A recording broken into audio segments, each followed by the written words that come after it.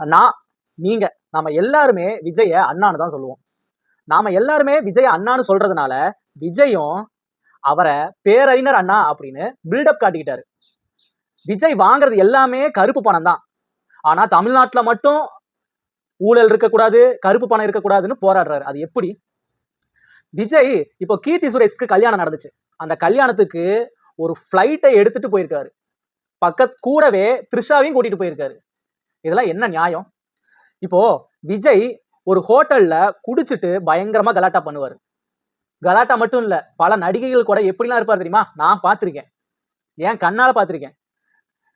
விஜய்னால விஜயோட பையன் சஞ்சய்க்கும் விஜயோட ஒய்ஃப் சங்கீதாவுக்குமே காசு கொடுத்து சப்போர்ட் பண்ண முடியல. மக்கள், தமிழக மக்கள் உங்களை எப்படி விஜய் காப்பாத்த போறாருன்னு எனக்கு தெரியல. ஆனா விஜய் ஒண்ணு சொல்லுவாரு.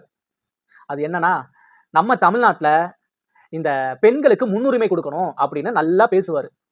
ஆனா விஜயோட ஒய்ஃபும் ஒரு பொண்ணு தான். அந்த விஜயோட ஒய்ஃப் இப்ப எங்க இருக்காங்கன்னு விஜய்க்கே தெரியாது அப்படின்னு சொல்லியிருக்காங்க.